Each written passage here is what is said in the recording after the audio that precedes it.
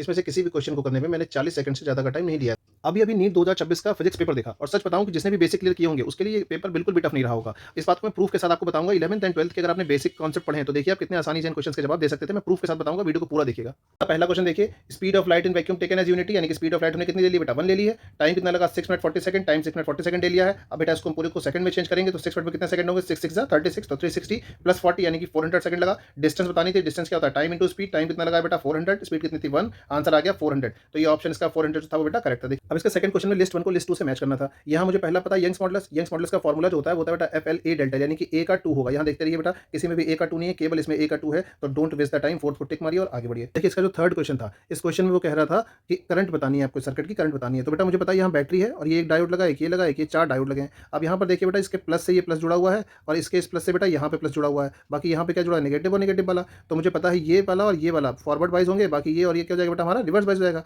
अब reverse wise में current तो हमारी जाती नहीं, तो रिवर्स में करंट नहीं जाएगी। कौन सा बचा हमारे पास? हमारे पास बचा केवल बेटा 4 वाला और 2 वाला। तो 4 वाला 2 वाला बेटा किसमें जुड़े हैं? ये पैरेलल में है। तो यहाँ देखिए वोल्टेज कितना था? 10। इनका जब हम इक्विवेलेंट रेजिस्टेंस निकालेंगे कितना आ जाएगा बेटा? 1/R इक्वल टू, सॉल्व करके पूरा कितना आ जाएगा? 3/4। तो रेजिस्टेंस 3/4 आ गया। I इक्वल टू B/R से अगर हम सॉल्व करें तो V कितना है? 10, R कितना है? 4/3। सॉल्व करेंगे बेटा, आंसर कितना आ जाएगा? 15/2 एम्पीयर। ये देखिए 15/2 ampere is the right answer. देखिए इस क्वेश्चन में जो angular speed of a flywheel थी, जो इंक्रीज करी थी 600 से 1200 आरपीएम के बीच में, उसमें टाइम लग रहा था बेटा हमें 10 सेकंड। तो सबसे पहली बात तो टाइम सेकंड में है और ये बेटा आरपीएम यानी कि राउंड पर मिनट में। तो मेन मुद्दा यहाँ पर था कि भैया इस मिनट को जो है वो हम चेंज कर लें किसमें? सेकंड में। तो मिनट को सेकंड में चेंज करने के लिए 60 से क्या करेंगे? डिवाइड करेंगे। ये कितना आ गया? 10 और इसका कितना आ गया बेटा हमारे पास? 20। अब जब 2 है हमारे पास तो इनका हम क्या लेंगे बेटा? एवरेज। क्या लिखेंगे? एवरेज। तो इनका एवरेज हम निकालेंगे, कितना आ जाएगा? 15 और 15 को हम बेटा 10 से मल्टीप्लाई करेंगे, कितना आ जाएगा हमारा? 150। तो 150 इज द राइट आंसर।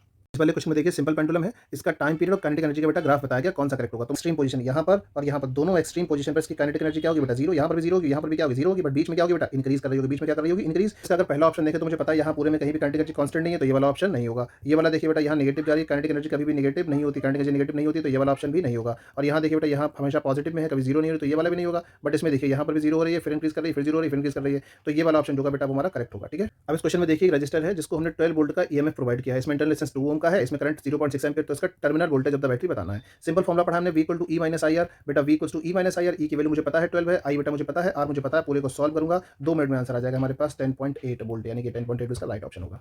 तो आपने देखा होगा नीट 2026 के इस पेपर पर जितने भी क्वेश्चन है 6 टाइप है, इसमें से किसी भी क्वेश्चन को करने में मैंने 40 सेकंड से ज्यादा का टाइम नहीं लिया है। तो आप बताइए आपके लिए फिजिक्स का पेपर कैसा था? टफ था या ईजी था? कमेंट में जरूर बताइएगा।